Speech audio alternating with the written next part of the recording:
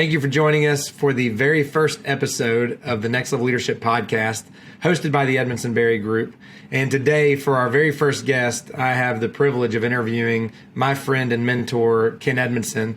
Ken founded the Edmundson Group 23 years ago, co-authored Next Level Leadership, and co-host of the Next Level Leadership Development Program and Community, as well as authored 4 other books and contributed to a few others. So Ken is an expert in the mid-market space, a leadership guru, if you will, who I met about 25 years ago. And specifically, our relationship deepened as I came into my own crisis of career and trying to determine what I wanted to do with the rest of my life. And Ken became instrumental and a trustworthy confidant and friend to help me navigate those waters, and which ultimately led to now my partnership with him at the Edmundson Group. So Ken's role in my life has been instrumental, to say the least, and it has been an absolute delight to learn from him and watch him live out the principles that he teaches in his personal and professional life.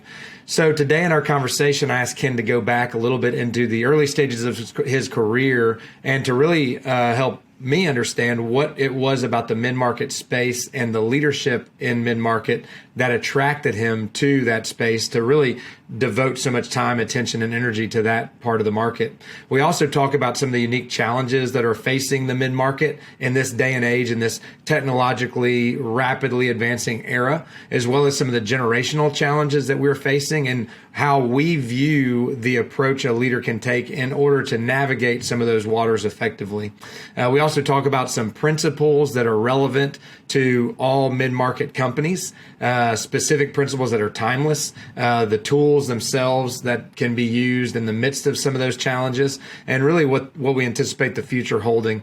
So hopefully this is the first of many episodes to come, and we hope that you will join us along the way.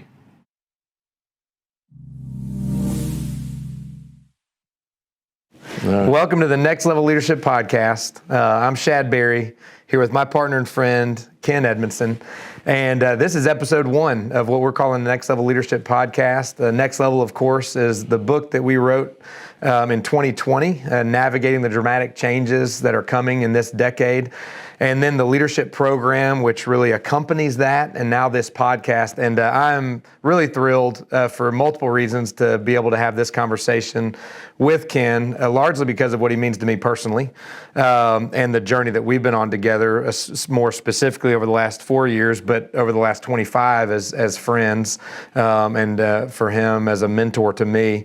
And so my hope is really to dive into what Ken started 23 years ago through the Edmundson Group, and really taking us a little bit further behind that journey, your origin story of why you came into this space and cared so much about the mid-market business owner, and the mid-market business leader, which I've seen personally firsthand your passion for that individual, of why you care and relate to and are so supportive, and how much that's informed your purpose. And then I've benefited from that greatly personally on my own journey. So this is exciting for me to do, because I really, I'm excited about the future of where we're going, and also really respectful of the past, because I have seen your handiwork and kind of your superpower, and how you have curated these resources and these voices and created and written so many of them that you've brought with the purpose of trying to support these business owners and leaders navigate just a myriad of obstacles and challenges. So I'm excited about diving into all that together with you. So I think to start, what I would really love for you to talk about is why the mid-market. How did you come into this space and caring about this particular person based on your own story, history, and experience? That's always it's always hard to figure out how to tell a story when you're somewhat in the middle of it. So let me start with the thing I generally end with, which is, when people ask someone, how did you do what you did? I would challenge anybody to describe that. Wherever you are in your career and your business, whether you're at mid-career, we'd call that 45 or 40 or 50, or you're toward the end or in the very beginning, wherever you are, how would you describe how you got there?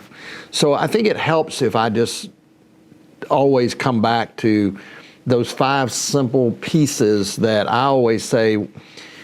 Along the way, there are 5 things that really determine the trajectory of your life, your career.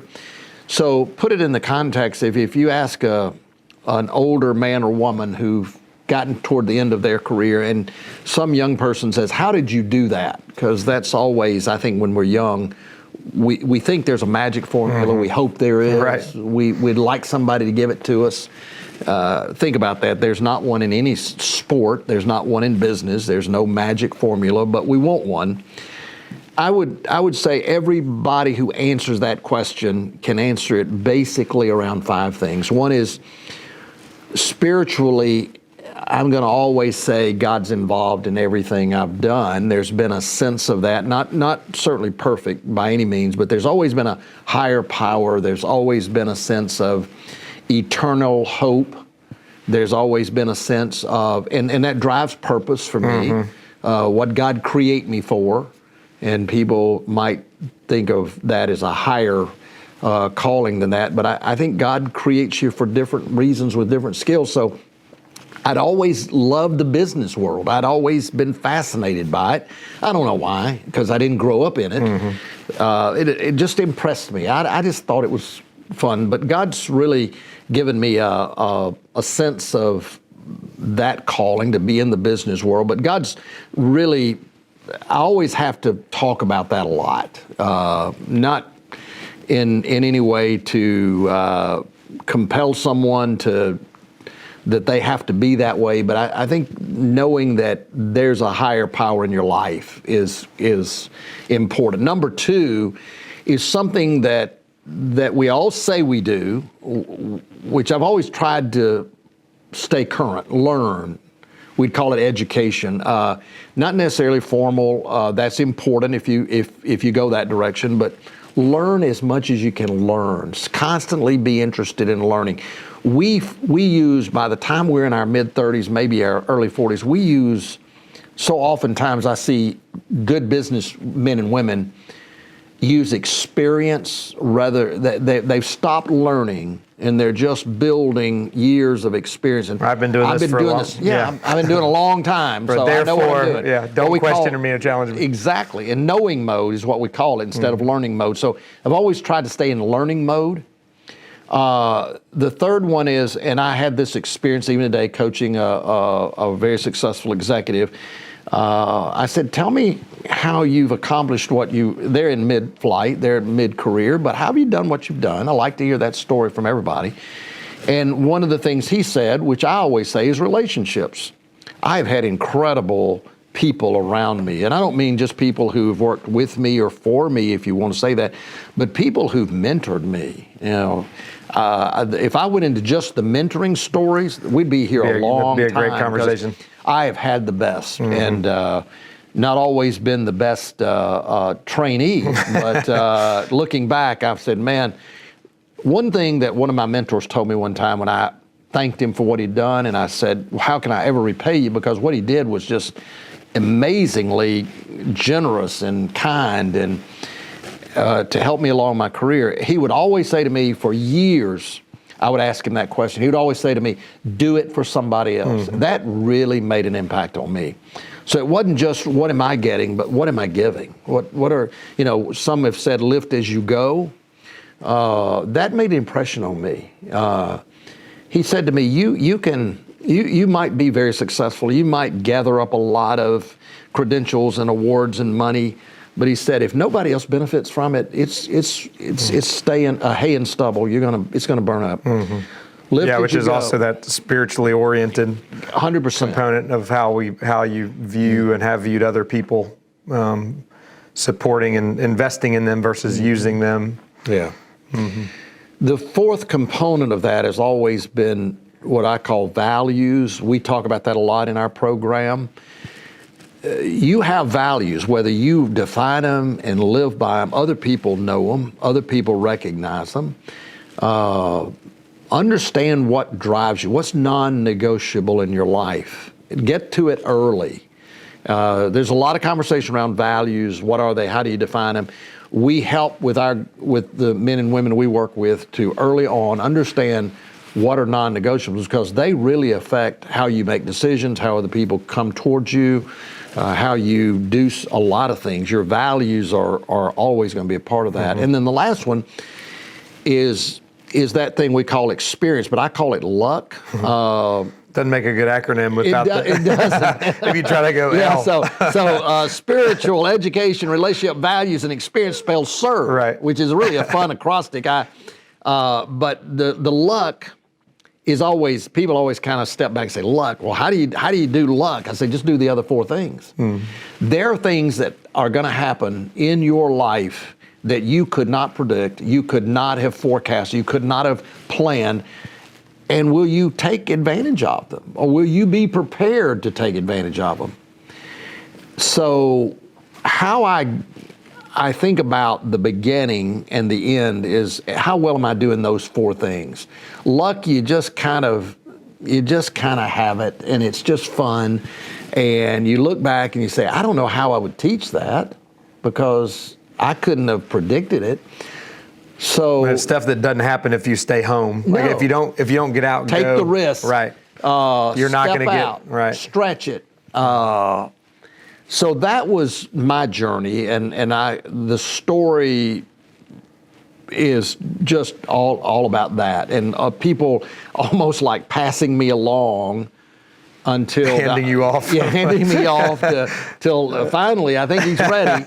And so I had the good luck of being able to go into a business. I'd worked for large companies, and they had been very generous to me, and I had worked hard for them, been loyal, and then I had an opportunity to go in my own business, and it was there that we really began to really experience a lot of the things we'd wanted to experience in terms of growing people, trying new things, taking risk. That worked out well, and I found myself in 1996 with good partners and a very good business, and apparently very desirable because other folks wanted it. And this was back before we were talking about buying and selling business as much as we do now. That wasn't the norm back then, as much as we think about it today. Long story is, we ended up selling our business. I stayed on as chairman of that business for a couple of years, and realized that there was this, this desire at 48 to be a teacher, and I've written my purpose statements. It was then that I wrote this purpose statement that I want to die tired and broke and not rich and rested, which sounds, I don't know what it sounds like, but I don't want to be broke, and I don't want to be tired. Right. I do want to have everything I've got invested in something meaningful. As opposed to the inverse of So maybe I need to rethink that. No, I like it. It gets the point. It drives the point home. So where can I do that? I had no experience in corporate America above the mid-market. It is the largest market out there. It's the least underserved, or the most underserved market. And I had some ideas and some thoughts, and I wanted to do that. And quite frankly, I started off in 2000, a little bit before that, designing what I wanted to do. And it was pretty small because I didn't know what else to offer. And I thought, well, I'll just offer this for free.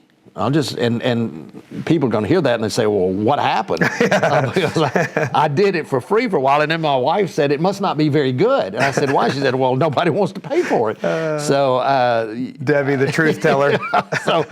So long story short, the years and it is hard to believe it's been 23 years, and we've worked with companies all over the world now, 4 countries, lots of different places, lots of different industries, but it's very basic. If you are a privately held company and you are the decision maker within that company, you have the greatest risk. Always go toward the people who have the greatest risk, because they will make the decisions. was fun to talk to them, and they would tell me what was going on, and if we didn't have a solution, we go find one. And so that's just a long answer. No, I mean, you left a lot out. There's a lot of there's a lot it more. just was compelling. Just to see people. I think the greatest thing in the world that people can say to you, whether you're in charge or whether you're teaching or whatever you're doing, is when somebody else says, the best time in my career was when I was with you, when I was working with you, when you worked for me. That is something, I don't know why I relish that, but I do. And it's now just second nature to do that. And I said in my purpose statement, I really want to impact, and I don't know why I put this number in there because I don't have a purpose in that number, but I said I want to impact 25,000 men and women to find something in their career that they could do that they've accomplished they couldn't have done without me. And you say, well, how do you know? Do you keep up? I don't keep up. I expect to have a large funeral, but generations. Yeah, but it does compel me a lot that the next person that calls, the next person that shows up, might be the most important person that I ever meet. Or I might do more for them. I don't know. But it's fun. It's a lot of fun. And that number feels significant in the sense that it's like, it's unattainable in the sense that it's never fully fulfilled, but you do, I've seen you bring that energy to me and the people you meet as if they are the 25,000th person. I can't even say that. They're fulfilling that and that they fit within that. So I see you bring that energy to them. It's this big, hairy, audacious goal that kind of seems to compel you. I don't know if it's believable or not, but I think it is. And you don't want your purpose to be unimaginable, unattainable, and you don't want it to be so unrealistic. People say, "Oh, gee, what's he thinking?"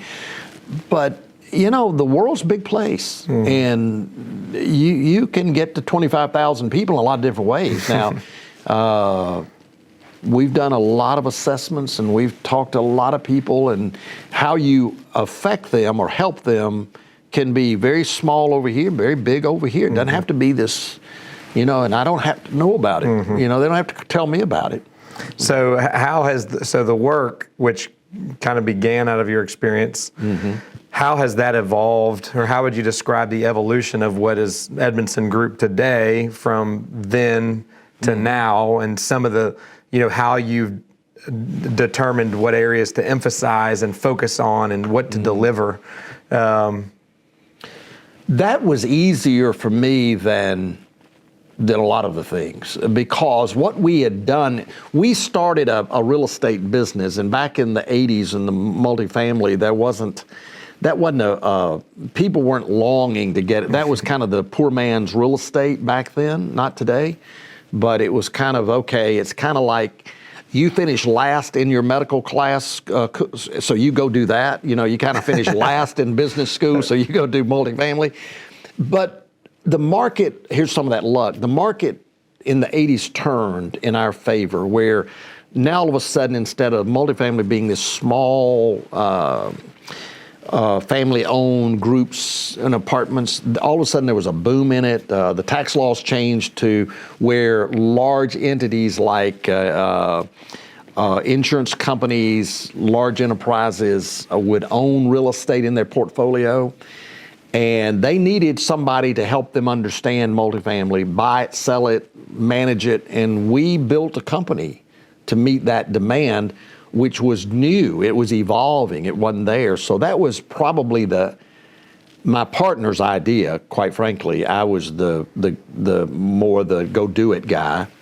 But he saw that, and he really, that was a great insight he had.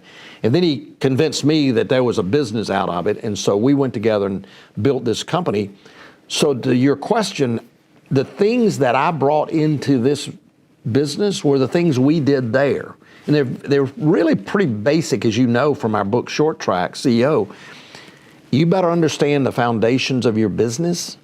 And the foundations, if you've ever watch somebody try to tear down a house that's on a foundation, not on a conventional, but on a slab. You got to do some pretty hard work to get rid of the foundation.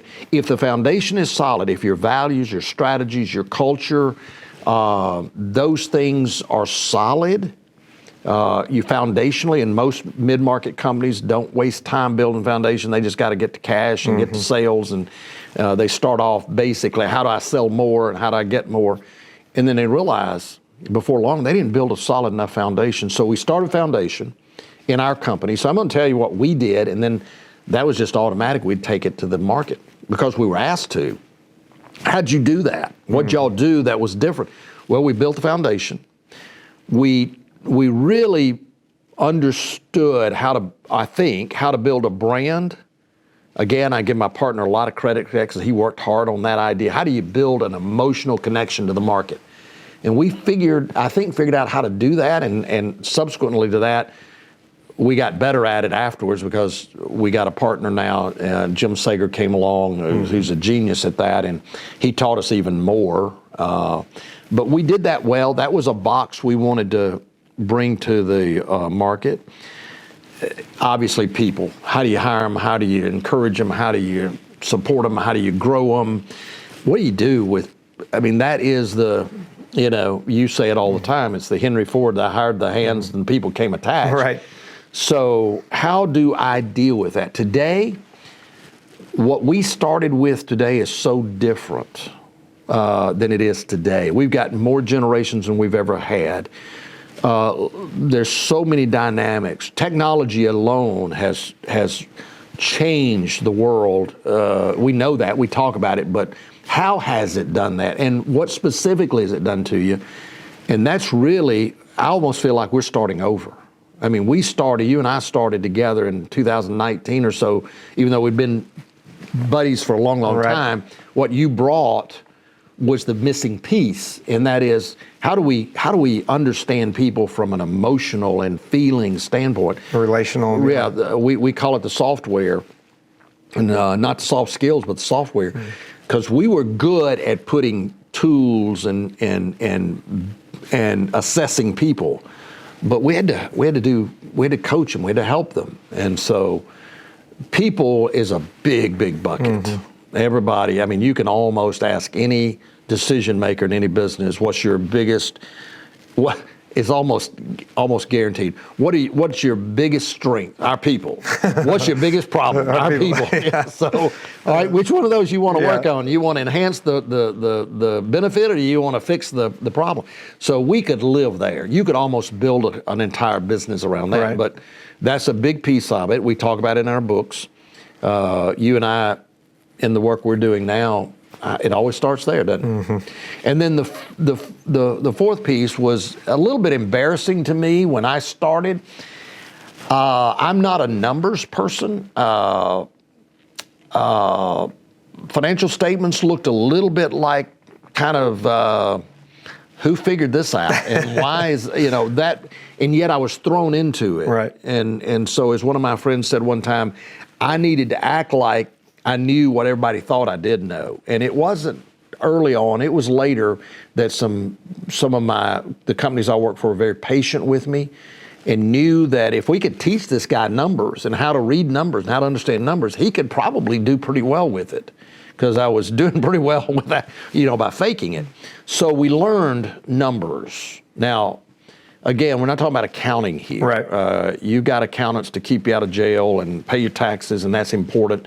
But we eventually not only learned numbers, but another partner came along with a tool that we now use that helps us as business people to understand the dynamics of what your numbers are telling you to do.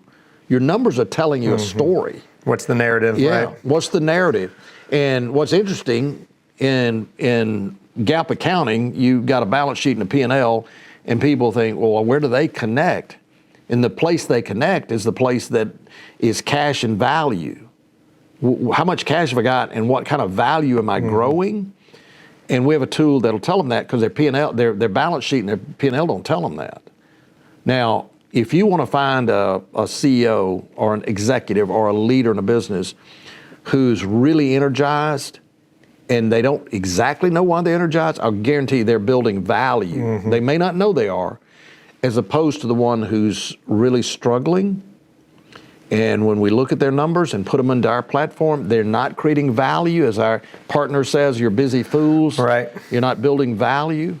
So those are the four value quadrants. creators, yeah. Value creators. So the quadrants that we work in, that you and I will really build out almost separately again because of the dynamics of this decade, will be get your foundation right, get your brand, protect your brand, which is your reputation.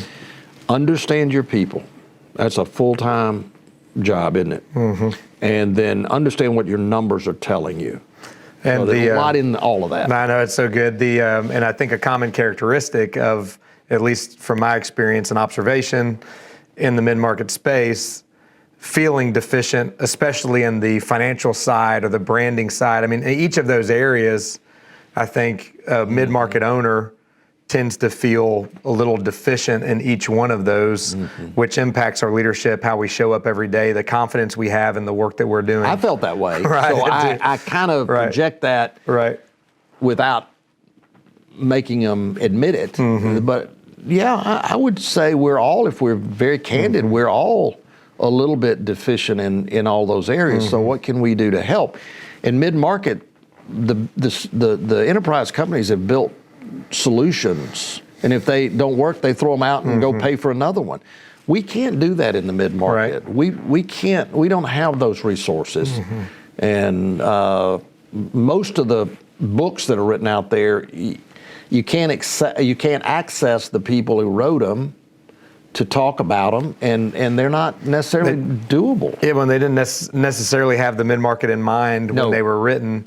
So focusing in on that, when you think about some of the challenges specifically to mid-market owners and leaders, what are some of those as you've seen that evolve over the last couple of decades, and then even your own experience prior to that? What are you seeing those challenges being today? And as we move forward, perhaps the most controllable one, because there are a lot of things that unfortunately are not controllable, aren't they? And they have to do with family and other health issues. But global economics. Well, yeah, the scenarios that are unplanned. Right. So yeah, perhaps the biggest challenge for us is, it sounds odd maybe, but it's the uncertainty of what I'm doing, the lack of we'd call it passion, but passion's really an outcome. If you're really found something you're good at doing, and you really like what you're doing, and you like who you're doing it with, and you like where you're doing it, and you find some purpose in what you're doing, then that uncertainty goes away.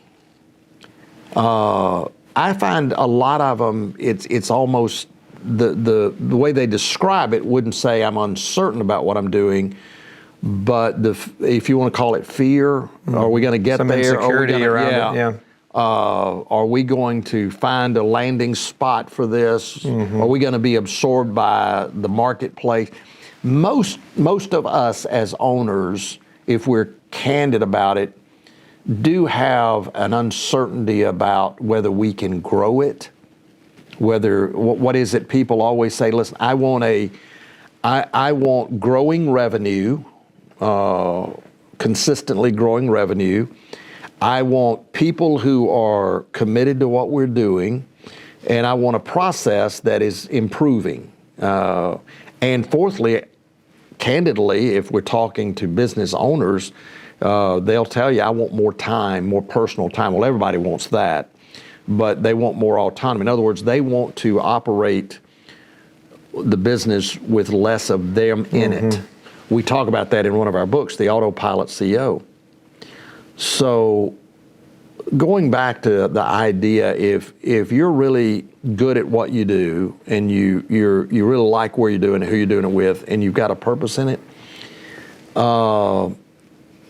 I think that's the fear that they have is, can I get this where I need to be? Because I think we all have there was a study done years ago in Ohio with real estate agents, and the study kind of advanced this idea that we tend to find our own level. People who sell real estate, they said in this study, would more likely sell a house at the price range of the one they live in, because that's what makes sense. They can conceptualize that. Yeah, I might sell a $4 million house, even though I live in a $500,000 house, but I'm not likely to, and I'm not going to hang out there. I'm going to hang out in the area that I feel comfortable with. So I think we all tend, as executives, we tend to get to a point where we might think that I don't have what it takes, that we'd call it imposter syndrome. Might not have what it takes to get there. And so our goal oftentimes is to remove those barriers that they might have for themselves, both personally. We do a lot of work, you and I do, on coaching, assessing people, because they've got those barriers. They just don't know what they are, or they feel them. I'm worried about running out of money. I'm worried about people not supporting me or not being there. So they kind of have one hand on the exit door, and and people feel that. Their people around them do. They're always wondering, am I going to be able to get them there? So if you're $1 million organization, you want to be a 5. You're a 5, you want to be a 10. A 10, you want to be a 20. We find a lot of folks, that's where they struggle. Once you get it, for whatever reason, you start getting into the 25 plus, it's a different ball game. It's not that your doubt goes away, but the way you handle those is different. One of the things we emphasize, I've heard you and learned from you, and in the distinction between the leadership and management conversation, which you're touching on, of how leaders, and we would call it the gravitational pull of operations, which keeps us in management mode versus operating in leadership mode. How have you seen that, for better or worse, impact business owners, the inability to move into leadership mode, or stay in the comfort of management mode?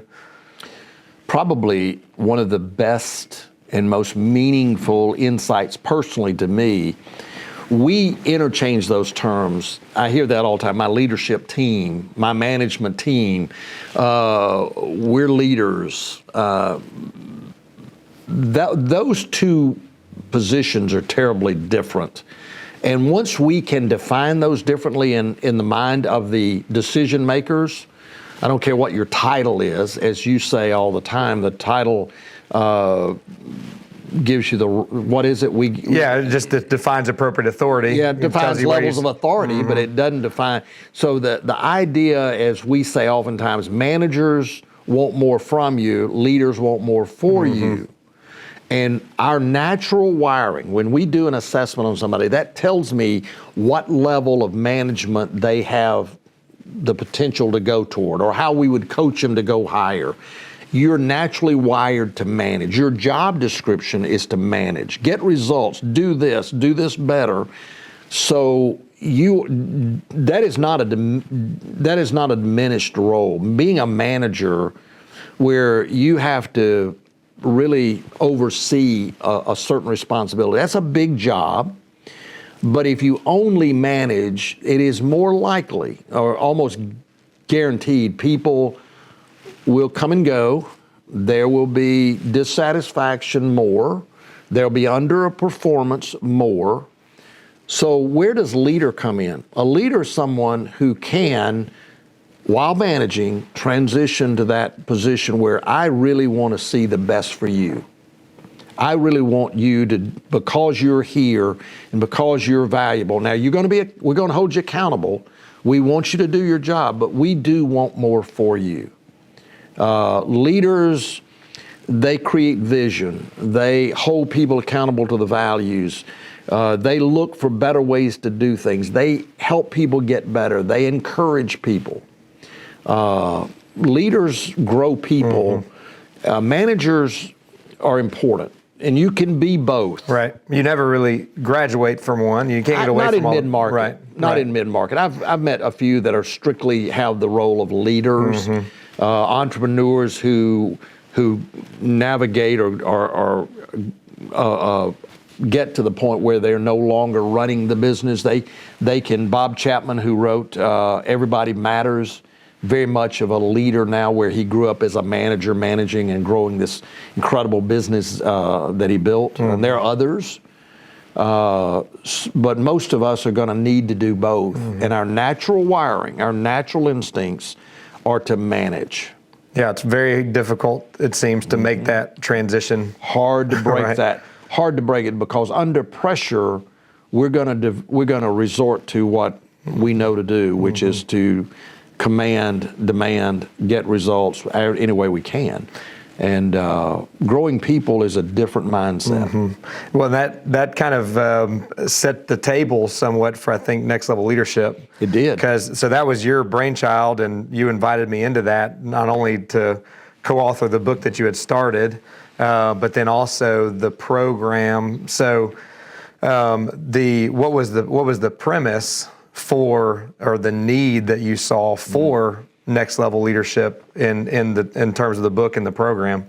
Well, like so many things that I get credited with, somebody else's idea. Somebody else brought that need. I was writing Next Level book, but it wasn't going very far without you. So yeah, I think you had it. You've written several before. So I think you could have figured it out without me. But so one of my clients that I just respect and appreciate and admire, they've done a great job with their business, and they've invited me in over the years to be a part of that. And it's been a great experience, great relationship.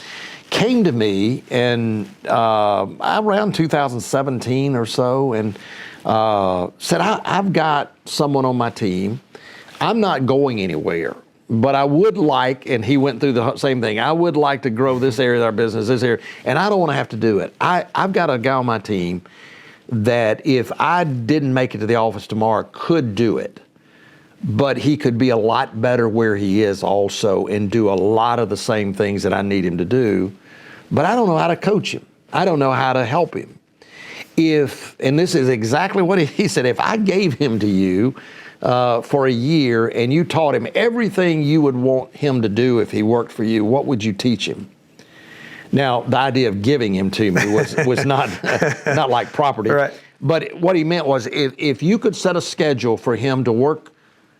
Put him in your tutelage. Yeah, if you would, what would you do? And I started thinking about that. Well, that's what we do, basically. We just don't do it in a formal program. In a systematic way. We look at the need and we deal with that, and then we go to this need. But we never said, okay, in a year. Now, why a year? We still do that. Right. We still say it's going to take a year to go through our program. And if we're not careful, it's going to be 2 years. Yeah, we don't stop putting things in it. It's a bottomless ocean. So I sat down and I said, well, what would I do? That's a pretty interesting request. And it was pretty challenging. Would I do it? Could I do it? Would it work? Well, I knew it would, but then do I have the energy to do that? So I presented that idea. I said, this is what I would do. And I think you saw it. It was about a 3-page layout. And this is what I do, and this is when we do it, and this is how we do it. And he said, all right, done. How much is that going to cost? And I said, well, wait a minute. If I can do it for him, maybe I can do it for 3 or 4 others. Right. You know? So I went out and I got 9 more people. Right. I called up some of my clients and said, what if I could do this? And they said, yeah, great. When you start, which was really kind of a mind-blowing responsibility. So all of a sudden, we had his first class, which is when I invited you to come over. At the end of it, yeah. Hey, I'm stuck over here. I didn't say I'm stuck, but I said, hey, would you come over and kind of talk to these guys, because some of them are pretty wound tight. And I can teach them what we now call the journey out. I can teach them how to do things. I can teach them tools and techniques. I can coach them, but there's something missing. And I said, can you come over and figure that out for me? Which you did. And at the end of that one session, they said, well, wait a minute. we're not finished, are we? Can he do more of that? And so what we do? 6 more sessions? Yeah, 6 more sessions, 6 more weeks. So then you and I looked at each other and said, hey, maybe this thing ought to be bigger. So that was really, like I say, maybe it's luck. I don't know. But I thought we were prepared. And a lot had gone into weaving all that together. And you had been witness to kind of my transformational journey over the last 20 some odd years. So you had seen my interests evolve in the emotional intelligence space, and I had always been drawn to the work that you were doing, especially with the assessment tools that gave us some ability to measure psychology and to put in some objective terms what people were feeling or experiencing emotionally and relationally, which is a really cool kind of integration of those. So, remembering fondly not too long ago of sitting in the boardroom trying to, how do we bring these two realities together of that really holistically describe the life of a leader, which ties back to your first, letter of S, spirituality, because there is this internal journey that we all have to take. And then that's, next level has become a play on words in the sense that it's not just an ascent toward this, advance and growth. Yeah, it's not about a bigger title. It's not about a bigger promotion. Right. Yeah, it's about you. As we say, we want you to be the best you can be for the longest period of time. And we've defined this decade as a totally new, we tell the story about how technology arrived really in almost, it arrived unannounced in 2006 and 7. If you go back and study what happened in 2006 and 7 and how that has impacted, that's when the real technology bubble, which still hasn't burst, it's still there and it's still growing. And the impact that just what happened in 2006 and 7, we're just now beginning. One of the things we talk about in our book is Moore's Law, which is the computer chip folks that said, hey, one day this thing's going to go so fast that you're not going to be able to keep up. Well, we arrived at that point in 2006 and 7. Our knowledge base is doubling. You're feeling that? It's the reason anxiety is the #1 mental disorder out there now. And you can't even describe anxiety. They don't even know how to treat it, basically. But you feel it. It's intensity, it's worry, it's emotion, it's recovery time, it's crisis response. And so the reality is that's what you and I as leaders and managers, we got to confront that. Right. We've got people coming to us coming to our company. Right. If we own a company, we're talking to people who own companies or who run businesses, serve in high levels of business. And they're saying, what's going on with these people? Well, life is going on with them. And you can create an environment that is healthy and supportive and be successful in the meantime. There's 2 components to your business, and the intersection of those 2 components is called purpose. It's doing well and doing good. I know a lot of companies that do well that don't do good. Or do good and don't do well. Or they do good and they don't do well. They're not going to do good very long if they're not doing well. Right. If you have an organization that is doing well, and you've figured out how to do that, or you've come to a solution that works, and you can add that component of doing good, your people will respond to that. People want to be a part of something that's more than just, as we say, they'll crawl over broken glass for their dreams and goals, but not for your money. If you can figure out how to give people both of those, I've got an opportunity to support my family and to do well, but I'm also doing good. And that's not just limited to ministry. It's not limited just to nonprofits. It can be in any business. So we do spend some time talking about. Well, and that's really what we were responding to. What you started to respond to is that journey in, which is really, because we have to address that as leaders first and foremost. We've got to go first to how do we address our own internal well-being and relational and emotional well-being so that I can show up in a less reactive way, because what we're describing is all of these things that are driving this sense of chronic anxiety around us culturally. The solution is not, historically there was a crescendo of work harder, do more in response to that I demand. lived through that. Right, and I did to a degree. And now you're realizing the treadmill can't go any faster, and you stay on it.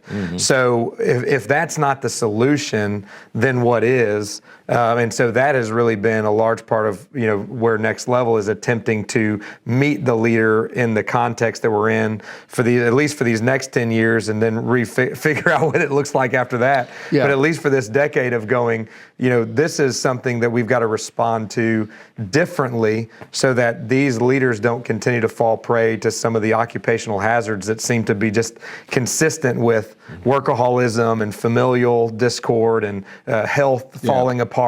I mean, because it literally is killing people and families in some ways trying to keep up with it. So I loved your receptivity to that and your awareness and attentiveness and attunement to that. And then the opportunity to join into that mix has been a lot of fun. Well, it was missing. And I knew it was missing. I just didn't know what it was called, and I didn't know how to address it. It's like so many things. I tell people, if any gift I've got is orchestrating talented people to do what they do, and jokingly giving me credit for it. I mean, marketing, financials, the whole healthy side of that, growing a business. I would make a statement, and we can edit this out if it doesn't make sense, but it really, and I haven't really captured it verbally as well as I'd like to. I don't encourage people to get too caught up in what's this generation need, and this generation's different, or what's technology doing to us. You can't, those are just scenarios. If you run a business with purpose and you care about people, that's no different than any generation before, even though we weren't allowed to talk about it as much. It was being done in the 70s, 80s, and 90s when I was coming along, but it wasn't being done well in most places. All I'm saying today is that you're required to do it now. But you can still, people will show up, they'll work, they'll commit to an organization.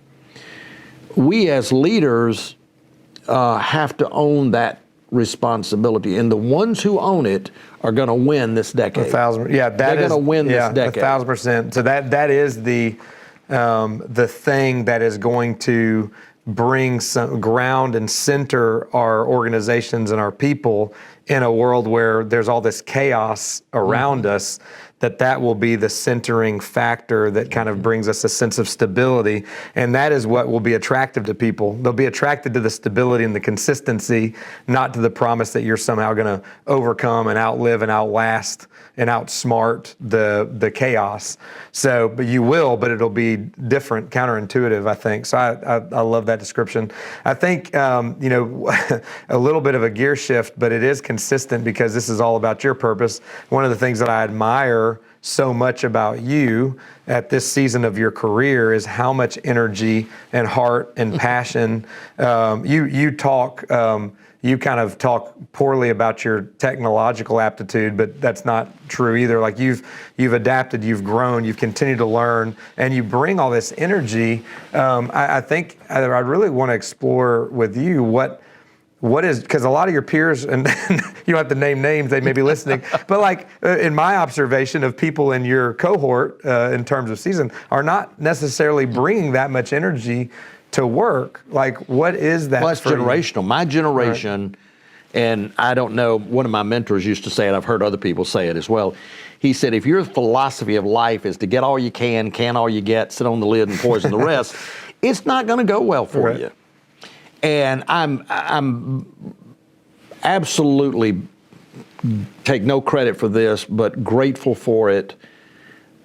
Finding purpose in what you do overcomes fear. It overcomes all of the needs. Comfort.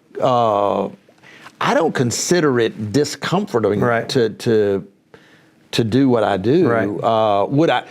This is to say that I don't enjoy doing other things and I don't enjoy being away, but my generation put a lot of emphasis on getting all you can as fast as you can and then stopping. With that image of And I'm not leisurely future. Yeah, I'm not dismissing that. Sure. I'm certainly not, because many of them worked in corporate America where there is an end point and then you have to almost restart, and you may not be prepared to do that, or it may not be necessary for you to do that. Mid-market's different. The likelihood is that you need to find something you can do for a long, long time. But if your goal is to get to a point at a certain age, at a certain time, with a certain amount of money, you're probably not going to be healthy when you get there. I tell our guys often, if you didn't know how old you were and you didn't know how much money you had, what could you accomplish? You think about how many decisions you make in life based upon kind of a how subjective, old I am. Right. You're not old enough, you're too old. Well, I can't now because I'm this age, or I can't now because I'm this age, and how much money you've got. People set goals based on ego and security. Ego is my reputation, how many people like me and brag on me. Security is how much money have I got. When people set their goals around ego and security, or around reputation and money, it's going to be challenging. So finding something you're good at and you can find purpose in doing will extend it. We know that from all the studies that purpose is the highest motivator. But getting there, we have a board in our office, Short Track. We created this dynamic that said the first thing you need to do in your foundation is define your purpose. I've been through that process, I don't know how many times with I don't know how many companies, and I can count on, as one of our partners says, on the left hand of a careless butcher, how many folks have actually been able to do that. So it is not easy to do, and it doesn't necessarily come automatically, but it's worth pursuing. So we're not preaching this, we're not demanding this, but we are listening for it with our clients. What drives you? Because if it's security and money, if it's ego and reputation, probably we need to reposition that a little bit, because that is, I want more from you than for you. That's kind of drives that mentality. I meet a lot of, as you do, a lot of executives who inspire me, who think differently, but they're thinking the way this age and generation have to think. My generation was very much about, let's drive as hard as we can, as fast as we can, and get off this treadmill as soon as we can. Not everybody. No, I'm not saying everybody in our generation was that way, but generations define themselves. Right. And mine largely defined itself. We came out of the greatest generation. We were parented by them, and we wanted to notch it up, and we did. And technology came along in the mid-'80s, and we took advantage of that. But today's different. In many ways, it's you've got a chance to build your own. How much can you do, and who can you take on that journey with you? And don't be discouraged if somebody wants to get off the train. That will happen, and for good reasons in some cases. Some cases it's just we haven't cast the vision for them. We haven't painted them into our picture.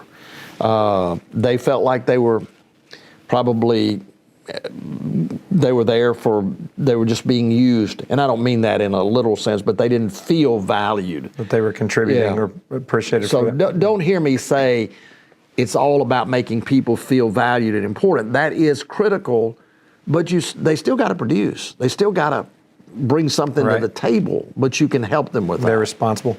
Well, we, looking at what purpose involves some level of contribution for the benefit of other people. Right. And I think what I observe in you and am encouraged by, and even gives me a vision for what I want my future to look like, is that there is a lot of joy in making contributions for the benefit of other people, using what you have, taking what you have and stewarding that. And I'm definitely the beneficiary of that in this case with you, and grateful for it, and energized by it and that energy. So I think so what's next? Where are we going from here? What do you envision with Edmundson Group? We're at a fun and exciting juncture in the life of that. Can I talk about what's next? Yep. Because it's already there. So in our journey, mine and yours, when we began to work together, I began to get a little bit sensitive to people calling it the Edmundson Group. That's what it was. But over the last couple of years, that's not been what it has been. It's been me and you and our support partners, what we call our support partners, people who run their business but also contribute greatly to ours. So you and I sat down, I said, the future is really, and we did that exercise even this morning, where you've got much more of a growth mindset than I do. Mine is there, but it's been developed. Yours is natural. So this, we're moving the banner to Edmundson Berry, so we give balance to that.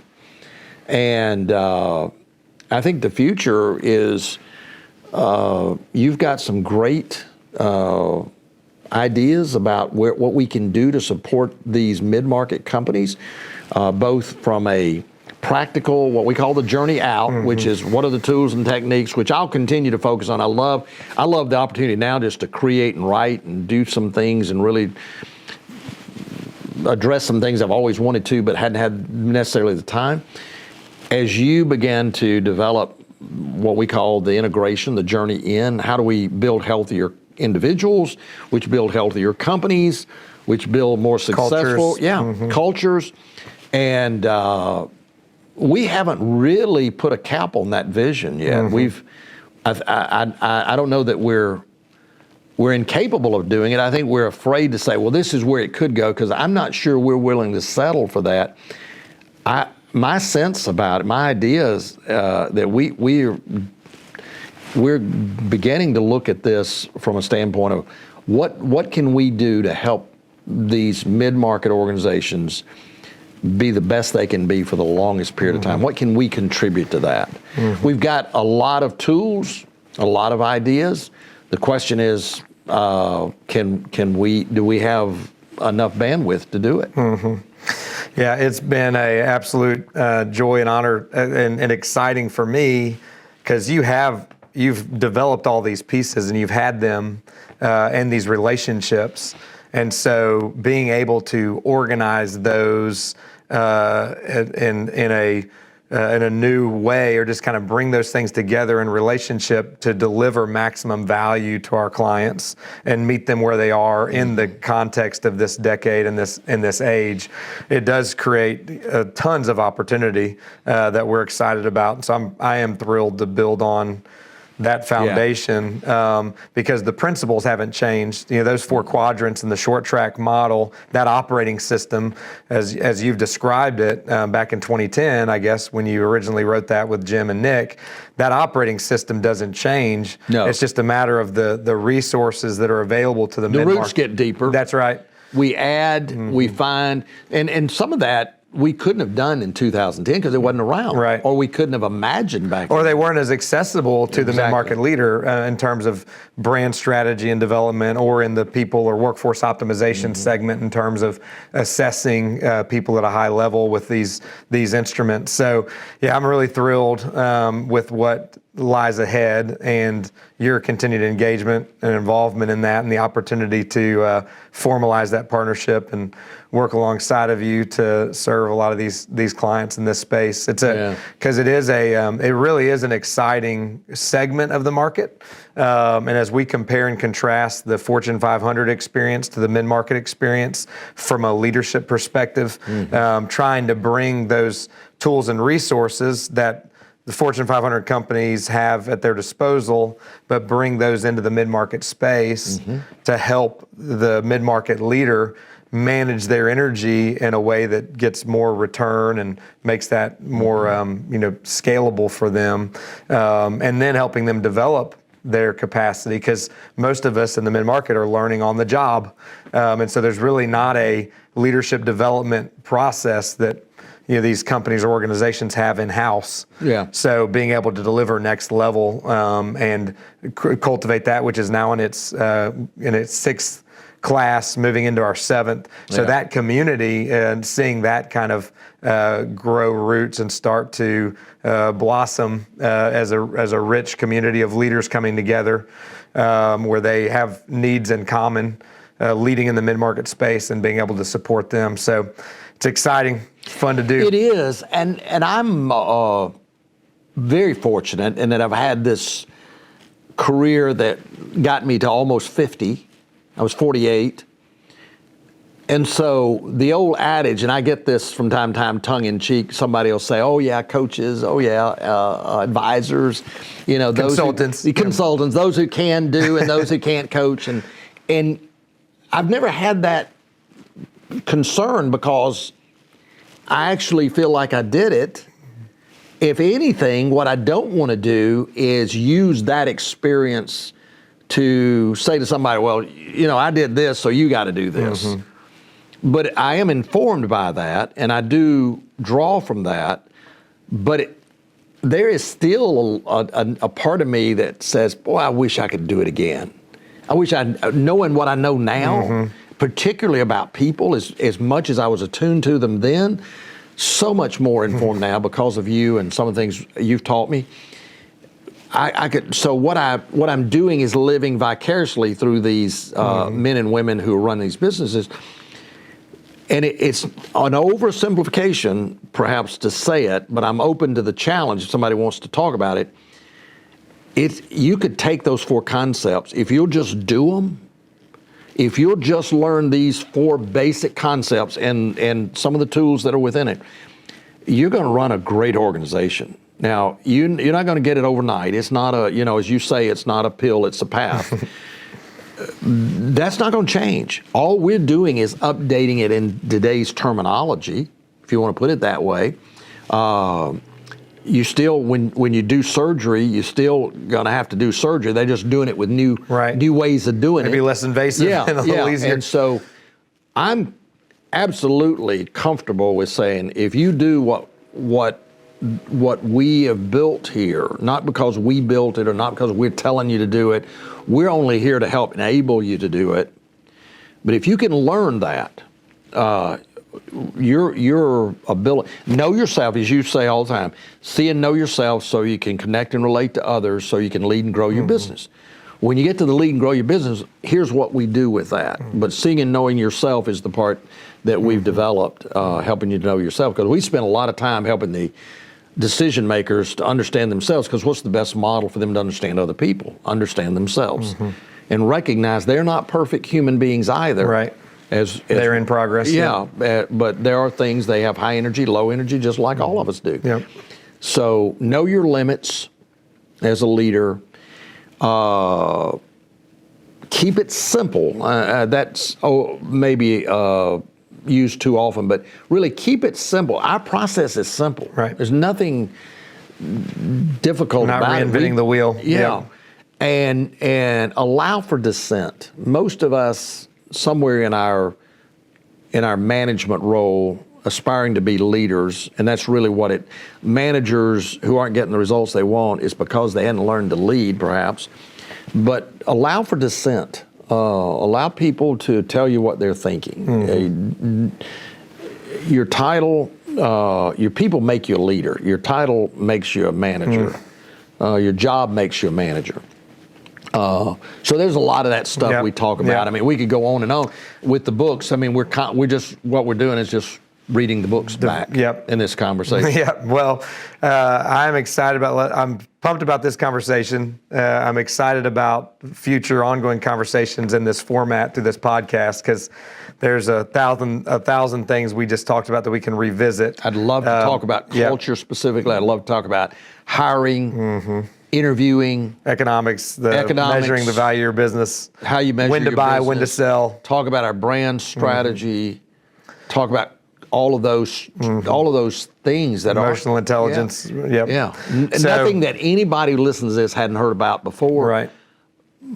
However, we're accessible and we want to teach it. We want to get help you implement it. We want to go in the field with you. Yeah. So this week, hopefully by the time this podcast is released, the Edmundson Group will be formerly Edmundson Berry Group, which is the mid-market advisory that hosts Next Level Leadership and also offers Short Track CEO as the operating system. So we're here and excited about serving you in the mid-market space and pumped about, just grateful. I mean, I just continue to publicly say how thankful I am. I'm in that 25,000. I'm happy to be counted in that mix, and Thank you. Could not be doing what I'm doing now if it hadn't been for your generosity of wanting more for me than from me. You definitely modeled that and continue to do so, even as we transition ahead. So I'm really, really grateful and excited. Can I play that back at my absolutely at my last meeting? This would be the clip. Thank you. You're so gracious to say those things, and as I often say, the students become the teacher. And I'm grateful for that. It's fun to hear you teach. It's fun to hear you lead. It's fun to hear you engage with these. I mean, we've got clients that I would have never approached me that have become some of the best, most fun clients we got in terms of their energy to move forward and try and do. And it's just been really exciting. I didn't realize I was, continuing to plow a lot of the same ground. So it's been fun to see it. I think the potential to do more. By the way, I think this sounds like an advertisement, I know, but we're not limited to just Memphis. Right. We never have been, but with technology today and what we're doing and what Luke's doing and all of the folks who really create all this stuff for us, we got a potential. I mean, we're working with folks all over the place now, so that's fun. Absolutely. That's a lot of fun. It is a lot of fun. We speak 6 or 7 languages. East Coast, West Coast, we speak as long Canadian. As it's English. We do. I'm not sure we're Southern, good on Australian yet because Nick continues to tell us we're butchering his language, but it's fun and it is exciting to see people grow in the mid-market. Lots of opportunity. It really is. It makes up a huge part of the economy and workforce. So it needs to be strong and well represented. Yeah. All right. Well, let's do this again soon. All right. Thank you. Pick a topic. Yep. Let's go. All righty.